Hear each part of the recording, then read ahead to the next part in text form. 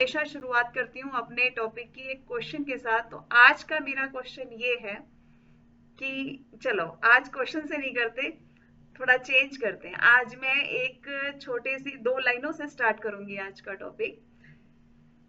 कुछ खास जादू नहीं है मेरे पास, बस बातें दिल से करती हूँ।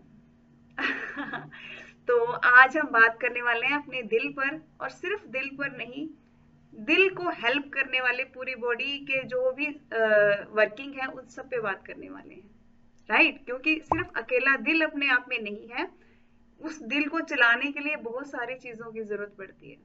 और हम सब जानते हैं कि ये बॉडी का ऐसा इम्पोर्टेंट पार्ट है, अगर वो काम नहीं करेगा तो हम कुछ सेकंड्स भी नहीं जी पाएंगे। यानी कि इससे इम्पोर्टेंट क्या हो सकता है हमारी लाइफ में, नहीं ना? तो इसीलिए अभी आपका दिल बिल्कुल अच्छे से काम कर रहा है तो भी इसको जरूर सुनिए, और चैलेंज आ रहा है फिर तो जरूर सुनिए, है ना? दोनों ही केसेस में जरूरी है। चलिए, अभी हम शुरुआत करते हैं कि जब माइंड में कोई गलत थॉट आती है, राइट, तो हम क्या करते हैं? झटक देते हैं उसको एकदम से। लेकिन हार्ट को क्या चीज परेशान कर रही है, क्या चीज अच्छी है, वो जल्दी से हम गौर नहीं करते। क्योंकि जो हमारा हार्ट है बहुत लंबे टाइम तक हमें एडजस्ट करता है। हम कुछ गलत भी खा रहे होते हैं ना, तो भी काफी हद तक साथ दे जाता है। ये जो आजकल सुनने में आता है ना, हार्ट फेल हो गया, है ना, एकदम से हॉस्पिटल में एडमिट करवाना पड़ गया, सांस ही नहीं आ रही थी, सांस उखड़ रही थी, है ना, हमें लगता है ये अचानक हुआ है। हार्ट फेल अचानक होता है, उसके कारण बहुत पहले से हमारी बॉडी में पनप रहे होते हैं, बहुत पहले से। और बेचारा हार्ट, जैसे होता है ना कि कोई हमारा भी कई बार नेचर होता है, हम कईयों की बहुत सारी बातें सहन कर रहे होते हैं, आज भी कर रहे हैं, कल भी कर रहे हैं, परसों भी कर रहे हैं। घर पे इतनी सारी वर्किंग है, पूरा अपना अपने ऊपर उठाया हुआ है, घर का कोई मेंबर हमारा साथ नहीं दे रहा होता हमारे काम में, हम अकेले ही लगे रहते हैं सालों साल सालों साल।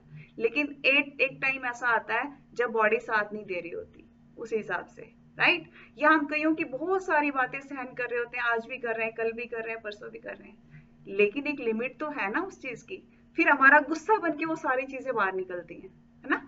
तो परेशानी से या स्ट्रेस में किसी भी तरीके से वो चीजें सामने आती हैं। सेम ऐसा ही जो हार्ट की जो प्रॉब्लम आती है, हार्ट फेल की है जो भी है, तो वो अचानक नहीं आती।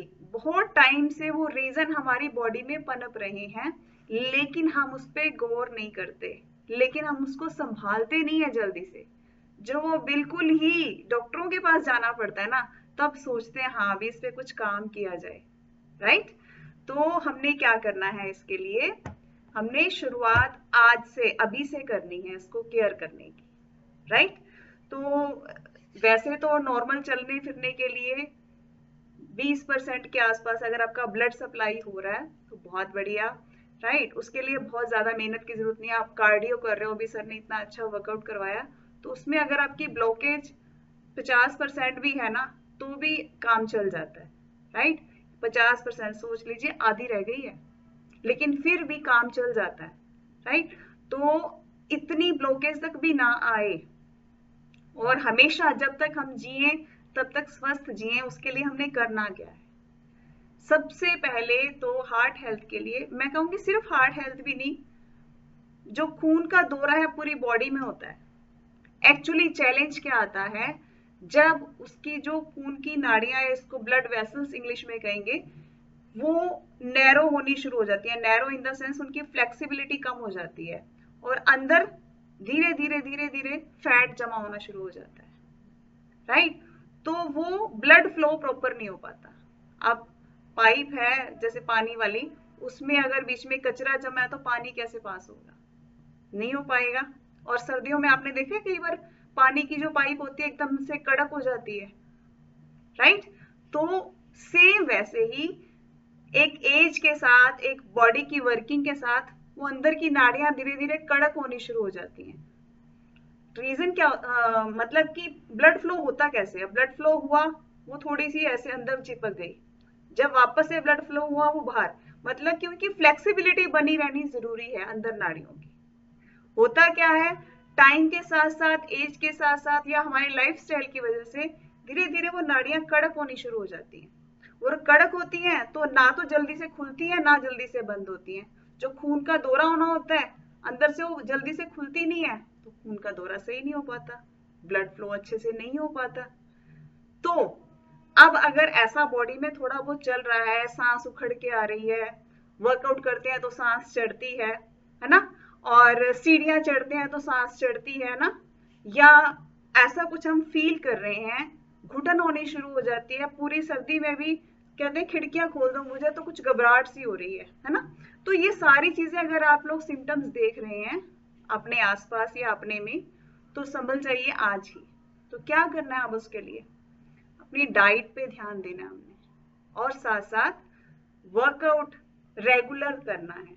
अब सांस चढ़ रही है, हम लोग वर्कआउट नहीं करते, फिर मेरे को तो सांस चढ़ती है मैं नहीं कर पाऊंगी, है ना, लेकिन उस टाइम जरूर करना है।